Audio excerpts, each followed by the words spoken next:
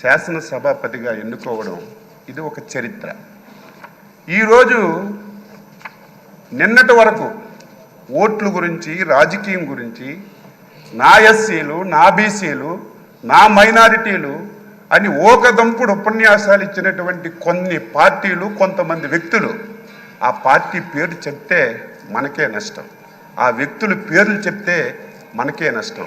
అటువంటి పార్టీలు ఒక బలహీన వర్గాలకు చెందిన వ్యక్తిని ఎన్డీఏ ఆ స్థానంలో కూర్చోపెడితే ఈ ఘట్టాన్ని చూడడానికి కూడా ఇష్టం లేనటువంటి పార్టీలు, నాయకులు ఈరోజు రాష్ట్రంలో ఉండడం బాధ కలుగుతుందని ఈ సందర్భంగా తెలియచేస్తున్నారు. మీరు చాలా పోర్ట్ఫోలియోలు చేశారు. ఏ పోర్ట్ఫోలియో చేసినా ఆ పోర్ట్ఫోలియోనే వన్ని తీసుకొచ్చారు. ఆ పోర్ట్ఫోలియోల ద్వారా ఈ రాష్ట్రానికి ఎనలేనటువంటి మేలు చేశారు. గత శాసనసభ ఇప్పుడే మా అధ్యక్షులు వారు పవన్ కళ్యాణ్ గారు, లోకేష్ బాబు గారు అందరూ చెప్పారు. ఆంధ్రప్రదేశ్ చరిత్రలో 2019-24 శాసనసభ ఒక దుర్మార్గమైనటువంటి సభ. ఆ సభలో నేను కూడా సభ్యుడిగా ఉన్నాను. 23 మంది ఎమ్మెల్యేలు మాట్లాడడానికి అవకాశం లేదు, మా వైపు చూడలేదు. చూడకపోయినా మా స్థానాల్లో మేము గౌరవంగా కూర్చున్నా సరే మొత్తం మా దగ్గరికి వచ్చి తల్లిదండ్రుల్ని, కుటుంబాలని, పర్సనాలిటీని, వ్యక్తులని బండబూతులు తిట్టి ఈ సభలోకి ఎందుకు వచ్చాం, రాని వాళ్ళే అదృష్టవంతులని బాధపడినటువంటి రోజులు, చెవుట్లో కాటన్ పెట్టుకొని వినలేనటువంటి రోజులు గత శాసనసభలో మేము ప్రత్యక్షంగా చూసాం అధ్యక్ష. ఈరోజు తెలంగాణ ఉద్యమం అద్భుతంగా జరిగింది, కానీ ఎప్పుడు శాసనసభ్యుల మీద భౌతిక దాడులు ఎప్పుడూ జరగలేదు. కానీ గత శాసనసభలో ఒక దళిత శాసనసభ్యుడైనటువంటి ప్రస్తుత మా మంత్రి గారైనటువంటి బాల వీరాంజనేయ స్వామిని సభాపతి స్థానం దగ్గరికి వచ్చి ఆయన పైన భౌతికంగా దాడి చేస్తే ఎంత ఆవేదన చెందాం, ఎంత బాధ చెందాం. ఆంధ్రప్రదేశ్ ఈ రాష్ట్రానికి, దేశానికి ఒక రోల్ మోడల్.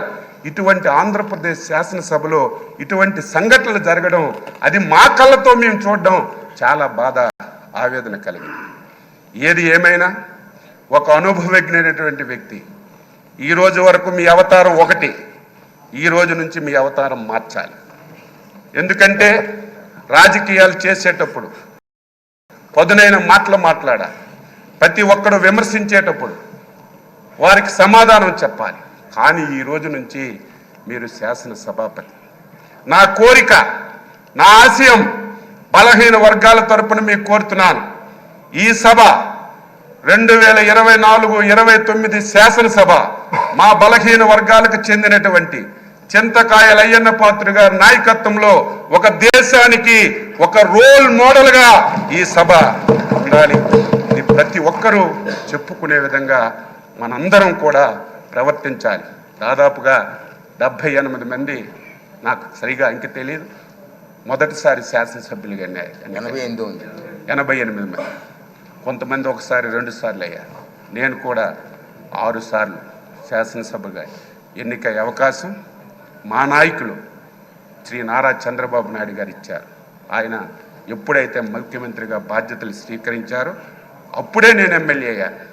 నేను కూడా సభ్యులందరికీ కోరుతున్నాను, ఎవరమైనా సరే కొంతమంది వ్యక్తుల పేర్లు ఈ శాసనసభలో వినడానికి వీలు లేదు, పార్టీల పేర్లు ఎక్కర్లేదు. ఎవరు ఏది చెప్పినా స్వచ్ఛంగా మనం సమాధానం ఇద్దాం, రాష్ట్ర ప్రయోజనాల గురించి పనిచేద్దాం. ఈ పార్టీ మీద ఒక అచంచలమైన విశ్వాసంతో, ఎన్డీఏ మీద ఒక అచంచలమైనటువంటి ఒక నమ్మకంతో ఒక మ్యాండేట్ ఇచ్చారు. దీన్ని మనందరం కలిసి మంచిమైనటువంటి చర్చలు జరిపి మంచిగా ఈ సభను తీసుకెళ్దామని ఒక్కసారి తెలియజేస్తూ, మరొకసారి హృదయపూర్వకంగా మీకు అభినందనలు తెలియజేస్తూ